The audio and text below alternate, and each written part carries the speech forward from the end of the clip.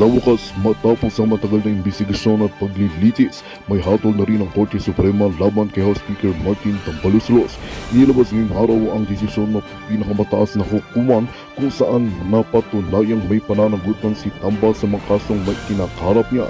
Ayon sa inilabas na dokumento ng Korte Suprema, sapat ang ebidensya upang Hindi naghuli si Ted Filon sa pagkakaroon ng pagtuliksa, ngunit tila na biglang mamamahayag sa matapang na pagsisiwalat ng senador. Nagbulot ang publiko sa diretsahang binanggit ni Sen Bato ang ilang personalidad na ani sangkot sa anomalya. Ibinunto rin niya na may mga dokumento at testigo siyang hawak upang patunayan ang kanyang mga negasyon. Nang subukan ni Ted Filon na igisa ang tanong sa Senado, hindi natinag si Senador Bato at maring sinabing hindi ako matatakot magsabi ng totoo kahit sino pa man ang tamaan.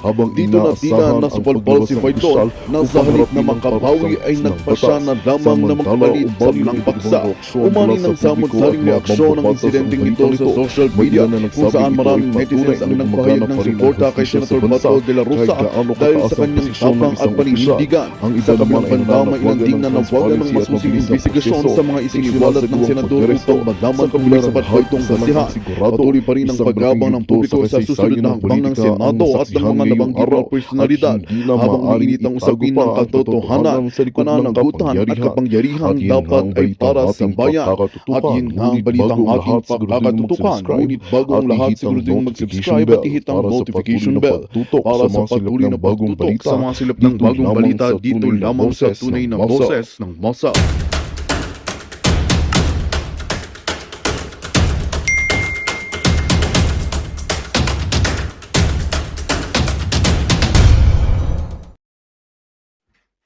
Sa senador. O bakit hindi nyo kinakasuhan si Pangulong Duterte? Anong sabi ni De Lima? Wala silang ebidensya o wala silang makuhang testigo. Di ba? Sinasabi nga ni Pangulong Duterte, may ginorgor akong 7. Kaya nga doon sa vlog natin, ako kahit sabihin ko may ginorgor ako 10. Ang tanong, pagdating sa korte, kahit sinabi kong gumorgor ako ng 10, na gino-joke ko nyo, ino-okray ko kayo, mapapatunayan nyo ba sa korte na may ginorgor akong 10? Di ba? Yun yung ginawa sa kanila ni Pangulong Duterte.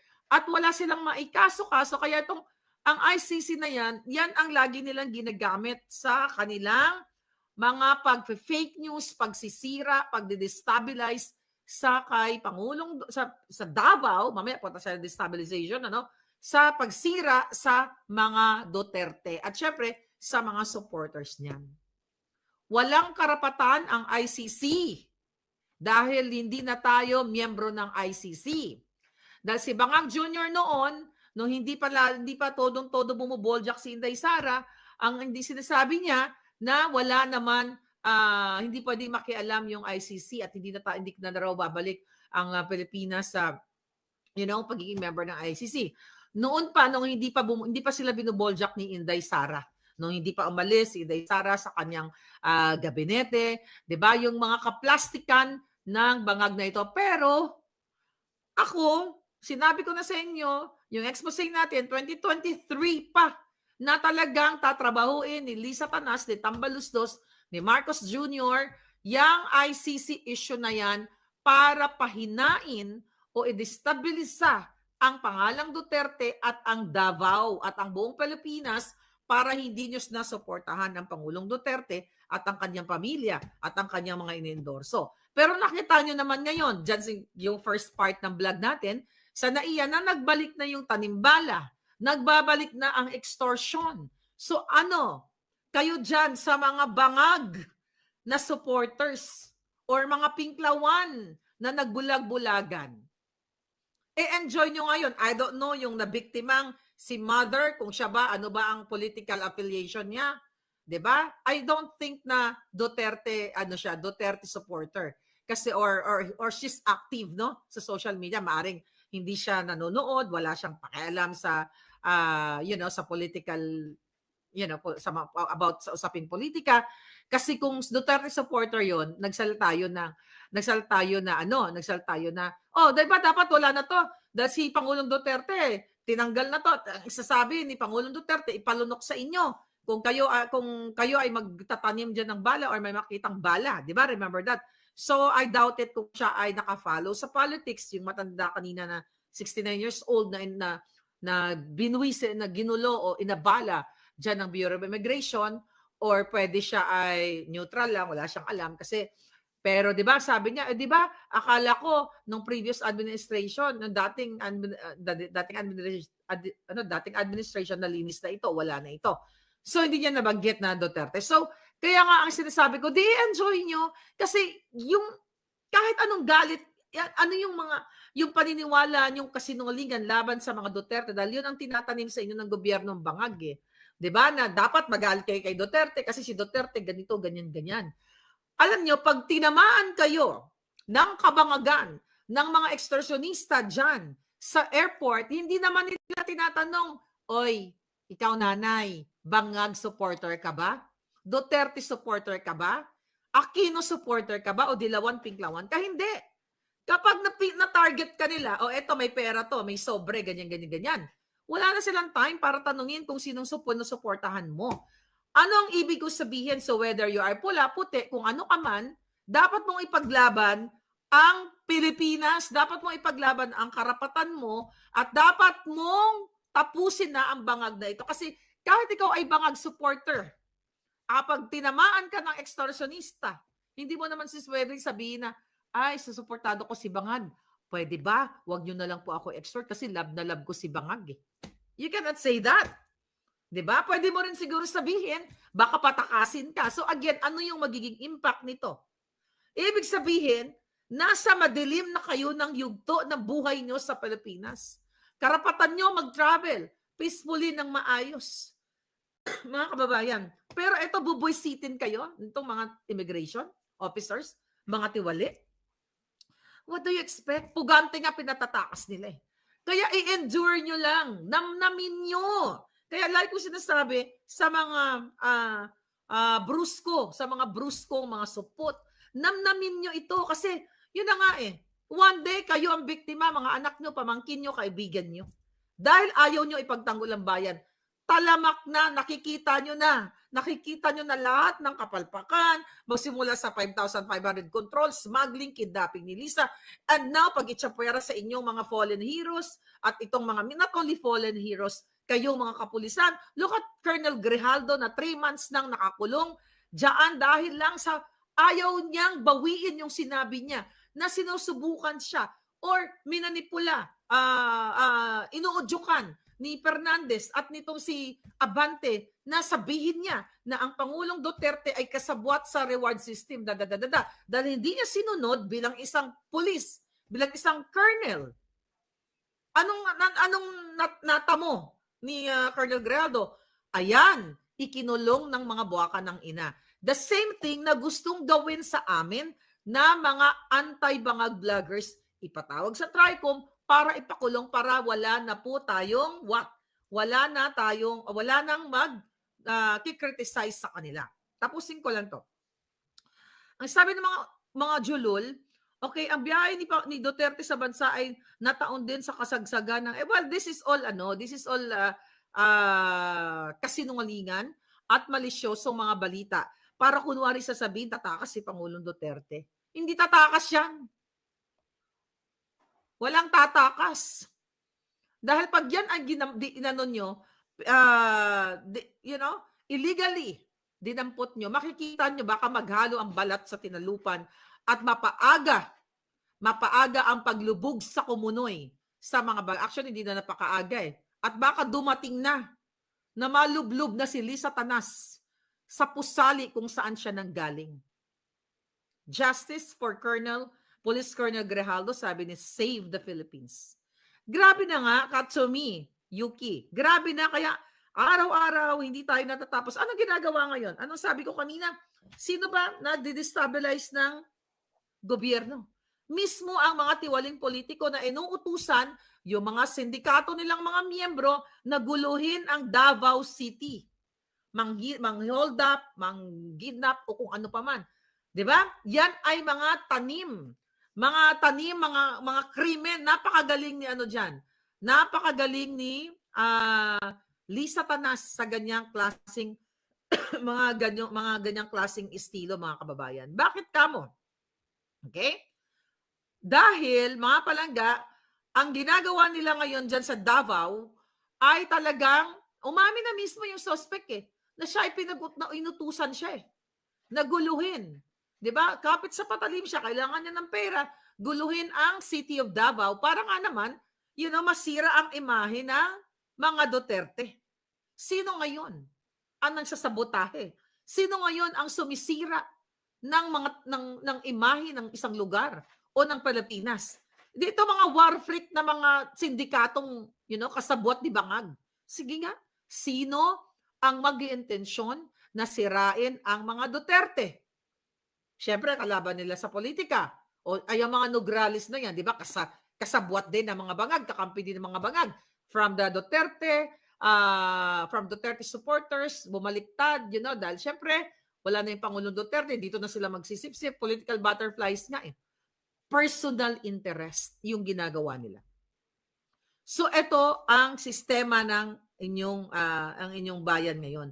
Na grabe ang manipulation nila, manipulation ng pagbabalita. 'Di ba? Ang mga mainstream media, mga kasabwat na. Kita mo nga lang yung pagkidnap sa 14 years old na bata na pinutol ang hinliliit. Sino ba unang nagbalita yun? Tayo yun. Nasa social media nyo nakita yun. Not sa mainstream media. Nung ibinalita natin, viral. Ngayon, nagpalabas ngayon ang DILG na kesyo, nagkaroon ng hot pursuit. Then later on, yung leader ng anti-kidnapping group, yung head, mismo umamin na walang hot pursuit at nagkabayaran talaga ng ransom before February 25 sa kasinungalingan ni John Vic Remulla, DILG Secretary, na mayroong hot pursuit. Sino ang fake news? Okay? Ang fake news ay ang gobyernong Bangag. Ngayon, mga palangga, mayroong bagong batas si Marcos Bangag, mga kababayan. Ito sinend sa akin. Alright.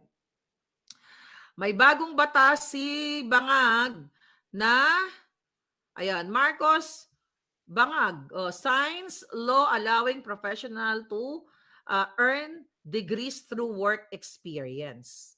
Tignan natin. Okay. Anong sabi niya dito? Anong sabi ng gunggong? Anong opinion niyo dito? Alright. Okay. Sabi ng bilyonaryo, great news for working professional. President Marcos has signed a law allowing Filipinos to earn their college degree through the expanded tertiary education equivalency and accreditation program. Now, with other 5 years of work experience, you can complete your education and advance your career without traditional schooling. Okay, bakit? Dahil gusto niya magkaroon ng degree? Katarantaduhang batas ito. 'Di ba? Kung meron kang experience, hindi kailangan 5 years experience, abogado ka na. 5 years experience ka, nagdadadakdak sa social media, kunwari, about batas na binabasa-basa mo lang, nagbabasa ka lang, self-learning ka lang. So, meron ka ng magkakadegree ka na, ganon. Or nasa isang company ka, then, let's say, for example, engineering, okay? Ikaw yung nasa engineering department, ay ikaw nagtatrabaho there for 10 years, ito bang ibig niyang sabihin? Na pwede ka na, equivalent to your experience, pwede ka na magkaroon ng degree? E di tanggalin na yung mga colleges. Huwag na kayong mag-aral. Okay, magtrabaho na lang agad kayo kasi through experience, sa engineering department ka, ikaw tingin-tingin ng mga kable dyan or whatsoever, dahil naka-experience ka ng 5 years, pwede ka na maging degree holder. Eh di bongga, baka itong batas na ito ay para lang sa kanyang undergraduate. Hindi natin tinukot niya ang undergraduate. Okay? Walang problema kung ikaw ay undergraduate for whatever reasons in your life, struggles, as long as tao ka, hindi ka nagnanakaw, hindi ka nangingidnap, katulad ni Lisa, hindi ka nagsasmuggle. Pero ang question, ito ba ay para sa kanya? O siguro dahil siya ay natagal na siya sa Senado, di ba, naging senator siya at naging presidenteng Bangag siya. O pwede na ba to bibilangin itong experience niya? Pwede na ba siya tanghaling lawyer? Dahil siya ay gumagawa ng batas, nagsasign pa ng batas into law. So, pwede niya bang gagamitin ito? Ay, gumraduate na ako because with all na experience na ginawa ko from Senate o from, Vice Governor, di ba? Pwede na ako magkaroon ng degree. Kasi, tignan natin, baka para talaga to sa kanyang batas na ito. Di ba? Huwag na kayo mag-aral. Magtrabaho na lang kayo right away after high school, magtrabaho na kaagad kayo dun sa mga field na gusto ninyo. O magtrabaho kayo sa ospital. Magtrabaho kayo sa ospital o magwalis-walis lang kayo doon o magtulong-tulong lang kayo, whatsoever, ng hiringgilya o kung ano pa man, o nurse na kaagad kayo or doctor na kayo. Wala nang board exam, wala nang aral-aral, di ba? Tipid. Para sa akin, ito ay kadyotahang batas. Baka gusto niya lang, sabi nga niya, The Wanderer, gusto ni Marcos mag-level up from second year college. Kasi di ba ito yung issue sa kanya na wala siyang diploma. Wala naman problema kung wala kang diploma. Okay? Basta wag ka lang magnakaw, wag ka lang mangidnap, wag ka lang mang-smuggle, at wag kang magsinungaling. Di ba? Naakala mo, di ba? Pareho kayo ng kapatid mong manggagamit. Wag kayong, aside from sinungaling, huwag kayong magnakaw sa kaba ng bayan. Huwag kayong mangidnap, huwag kayong mag-fabricate ng crime. Kahit na hindi na kayo, of course, kailangan nyo mag-aral palangga, sa seryoso nating usapan. Kailangan nyo mag-aral. Kahit anuman ang gusto nyong tahakin sa buhay nyo, kailangan nyo ng foundation. Okay? Kailangan mo magtapos ng high school. Para sa akin, kailangan mo magtapos ng high school, kailangan mo magtapos ng college. Hindi dahil gusto mong, kahit hindi yan, kasi yung iba ganito yan eh. Nag-aral ako ng ganito, ng education, di ko naman nagamit. No, hindi yan totoo. Hi Jerry Puyay, thank you. First time to watch. Oh, welcome, Jerry. So, hindi yan totoo na hindi mo nagamit yung pinag-aralan. Kahit anong inaral mo, di ba? Kung hindi ka napunta sa field, then huwag mong isipin na hindi mo nagamit yun. Kasi yung foundation, yung pinag-aralan mo sa algebra, yung pinag-aralan mo sa science, sa geography, sa philosophy, lahat yun magagamit mo sa pag-apply mo sa iyong pagkatao, sa buhay mo sa pang-araw-araw. Hindi mo man nagagamit literally as a teacher, pero yung knowledge na nakuha mo doon, mai-apply mo sa pang-araw-araw na buhay mo in dealing with people, talking with, let's say, kung nasa business sector ka, magagamit mo yun. Right, Joyce? Joyce Europe Vlogs? Yeah. So, hindi mo isipin, hindi pwede yung experience ka lang, magmumukha kang tanga. Kasi, sa totoo lang, maiiwan ka sa era, sa elementary ka lang. Dahil sa ganitong ulo ni Bangag. Diba? Sa ganitong pinirmahan niya. Elementary ka lang, mamimiss mo yung high school life. Yung algebra, yung Pilipino natin, pinag-aralan natin ang yung kasaysayan, ang life of Rizal, ang No Limitang Here. Those information na magagamit mo sa pagtanda mo, hindi ka pwede mag-skip. Kaya dun sa mga estudyante, ngayon yung iba na they're making money out of blogging, nagmumukha silang tanga diyan sa social media, nagtatrying hard mag-English na mali-mali yung grammar. Pag alam mong mali, wag mo na lang wala namang problema. Kahit naman tayo dito sa Amerika, mali-mali yung grammar, di ba?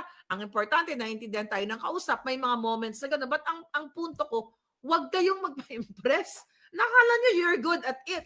Pero nakakatawa dun sa mga grammar, ano tawag dyan? Yung mga eksperto talaga, di ba? Yung mga magagaling, huwag ka magpa-impress katulad, di ba nga, ngumingiwi.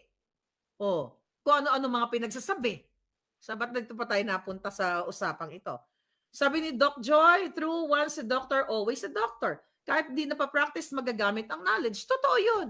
Hindi pwedeng hindi ka, for whatever reason, dahil nagbago ang isip mo, ayoko na mag-nurse, ayoko na mag-doktor, ayoko na magturo, then nag-venture ka sa business or kung ano pa man, o like travel agency or whatsoever, wag mong isipin yon na hindi na nasayang yung pinag-aralan mo. Sabi ni Roderick, Engineer Bangag. O katulad ni Bangag, nagpapanggap na engineer.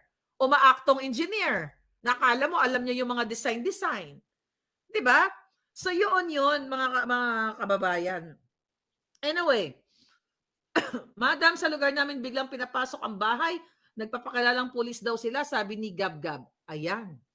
Dito din sa Amerika, mayroong ganyan, maraming ganyan. So, hanapan nyo ng badge. I don't know paano ang approach sa Pilipinas. Dahil kung yung mga nagpapanggap na pulis, pwede din yan kasabwat na mga pulis, na mga sindikato. Pero kung hindi sila kasabwat, ang ma-advise ko yan sa inyo, sa mga nanonood ngayon, kunin ninyo yung hotline ng police station. Hindi ko naman sinasabi lahat ng pulis sa Pilipinas ay tiwali. Marami pa rin tayong mababait na pulis. Kunin ninyo ang hotline ng pinakamalapit na pulis sa inyong lugar. Ilagay ninyo sa inyong mga pintuan or whatsoever para kapag may mga ganyan, presence of mind. Huwag niyong bubuksan, tatawagan ninyo ang police station. Sir, may kumakatok dito, police. May record po ba kayo na dito sa number, number 666 whatsoever, may pinadala kayong pulis kung ano man yung reason. Huwag kayong magbubukas ng pinto. Kasi dito sa amin, like sa akin, ako personally, may mga kumakatok. Baka kasi mamaya ito ay mga sugo na nila sa baka Romanian assassins or whatsoever. So kinakausap namin sa camera. O ano kailangan mo? Who are you? Ano mission mo? Ganto ganyan. Uso pa naman dito na kunyari may sa amin dito sa Amerika na ayusin daw yung may leakage daw, yung mga line ng gas at kung ano-ano, gas leak whatsoever. Nagsusuot ng mga peking uniforme. Maraming mga nabibiktima pero kami napakahigpit namin sa ganyan. No, ready ako sa ganyan. Walang pinapapasok. At kung meron ng gas leak, pag sa Amerika kasi scheduled yan eh. Scheduled yan na may ganitong gas leak. Ngayon, all of a sudden, biglang mayroong pumatok sa inyo, not only in America, sa lahat ng mga nakikinig ngayon. Kasi I know it's happening all over the world. So, mag-ingat kayo, mga pagga. Totoo bang lumabas na ang warrant of arrest, sabi ni Jay Cantor? Yan ay mga kwentong paninindak nila, pananakot nila at paninira sa mga Duterte. Kaya lumabas man ang warrant of arrest, wala po yan. Okay, pinaliwanag na yan ng mga magagaling na abogado ni Pangulong Duterte. Walang saysayan dahil walang jurisdiction sa atin ang ICC. Yan ay mga panindak, paninira ni Bangag. Di ba? Oh. Ngayon, sabi ng may nag-comment, Prince Clip. Sabi niya, gapang opera ko gali grado sang hindi ka pasar base makakuha na ako lisensya sa pagka-doktor. Dahil sa batas ni Bangag. Di ba? Tingnan natin ano sinasabi ng mga taong bayan dito. Pinagtatawanan na lang siya ngayon. Ano sabi ng mga tao dito? Alright. Next to law, abolish universities. Sinabi ko na nga ito kanina. Who needs to go to college when you can do 5-year OJT? Sabi yan ng ganon. Ha. Grabe, sabi niya yung kakilala ko, 30 years na sa work. Ngayon pa lang siya magkakadiploma. Di ba? So majority ng taong bayan, pinagtatawanan itong si Bangag. Alright? What do you expect? Bangag nga eh. Di ba? Bangag. Now, next. Ngayon, mga kababayan, walang puso talaga. Galit na galit yung mga tao patungkol dito sa hindi niya pagdalo. Wala kasing kwenta yung addict na yan. Wala talagang kwenta.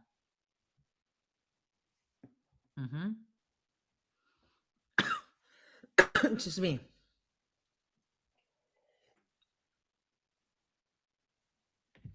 Grabe, ang dami mga krimen na ngayon, ano? Mag-ingat kayo mga palangga. May mga, although syempre ang krimen hindi naman masisiro out yan. Pero sa panahon ngayon ni Bangag, may barilan, ito mga buy-bust. Patay ang 2 lalaking pulis matapos mauwi sa enkwentro. Ang isinagawa nilang buy-bust operation sa barangay Tambubong, Bukawi, Bulacan, Sabado ng tanghali.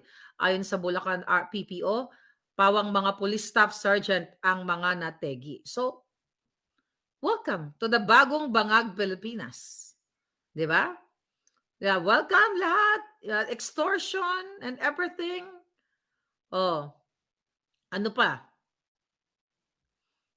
Ang mga pera ninyo, inaayuda, ginagamit para pambayad, pambili ng boto, Oh, by the way, ito pala ang ating bonus sa inyo na balita. Ito galing sa ating puting ahas. Bago ko makalimutan, buti na alala ko. Alright. Ayan, natutulog ako at okay. Ito si Stella Kimbo, di ba? Pinatawag siya ng Korte Suprema para magpaliwanag dito sa kanilang vice cam na kung saan blanco yung vice cam report, but pagdating kay Bangag Jr. ay filled out na o pinilapan nila. At ito nga ay ikinaso ni Attorney Vic Rodriguez. Ayan, number 56. Suot ko siya ngayon. Number 56 sa balota. At syempre, andyan si Kong Marcoleta, the Duterte 9. O yung mga, andyan sila ngayon sa Hong Kong ang ni Pangulong Duterte. Okay, so ayon sa ating source, Miss Maharlika, pinatawag ni Stella Kimbo ang Office of Solicitor General. Pinagalitan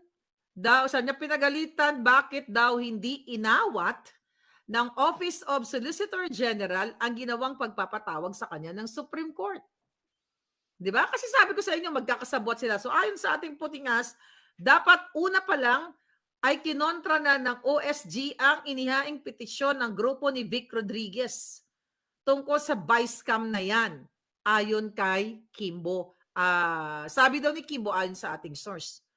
Mga inutil daw, sabi niya, ang Office of Solicitor General kasi pati pagpapatawag sa kanya ay hindi man lang nag-object ang Office of Solicitor General. Kaya ang plano daw ni Kimbo o ng Office of Solicitor General ay i-delay ang hearing ng OSG at wala silang planong paatinin o pumunta si Kimbo sa oral argument. Sabi ko sa inyo, magkakasabot sila lahat. Kongreso, OSG, Senado, ngayon, yang si Waiter Kilay, nandito kasama ni Lisa Tanas, si Jay kasama din. Balikan pala natin yung post ko kanina. Basta tapusin ko lang to. Okay. Gusto ni Kimbo na i-delay lahat, i-delay ang hearings. Ito pala, sabi niya, wala daw plano si Kimbo na umattend sa oral argument dahil gusto ni Kimbo i-delay ang hearing hanggang matapos ang eleksyon kasi maaapektuhan daw ang kanyang candidacy sa Marikina. Kayo dyan sa Marikina, putang ina, iboboto niyo pa ba itong gagang to? Na simula sa pagta-tricycle, millions of luxury bags, artista ban at kung ano pa ang nakamal. Sinong teacher dito? Meron ka bang artista ban, ma'am? Sir? Meron ka bang Hermes, ma'am? Wala. Bakit naka-Hermes to? Tignan mo, ngayon medyo tawag dito. Apektado sila kasi alam natin na galing sa pera ng bayan ang mga sino-show off nila. Pera ninyo, maawa kayo mga palangga. Balik tayo kay Kimbo. Gusto nilang i-delay yung hearing nga daw para para hindi maapektuhan yung kanyang candidacy. Okay, ayon sa ating source, yung member po ng Technical Working Group ay sinusuhulan na rin ni Tambi at Kimbo para hindi sila magpunta sa oral argument. So, according to our source, ay sinusuhulan ang Technical Working Group. Kasi di ba sabi ni Attorney Vic noon sa kanyang mga interviews o yung mga live niya na kawawa daw yung mga Technical Working Group na ginagawa lamang ang trabaho. And now ito, according to our source now, binabayaran or babayaran sila para tumahimik, para hindi magpunta sa oral argument. So abangan natin to, I think sa April 1, di ba, yung oral argument. Medyo malapit-lapit na rin. Tapos ang sabi daw, kung magkano ang retirement benefits nila ay dodoblehin ni Tambi. Magsinungaling. Magandang balita ang hatid namin sa inyo ngayong araw. Sa pagtatapos ng aming balitaan, nagbigay kami ng mga mahalagang impormasyon. Maraming salamat sa pagtutok at pagsuporta sa aming programa. Huwag kalimutang manatili sa mga susunod na araw para sa mga bagong balita at mga kwento na dapat nating abangan. Mula sa Boses ng Masa, magandang araw Pilipinas!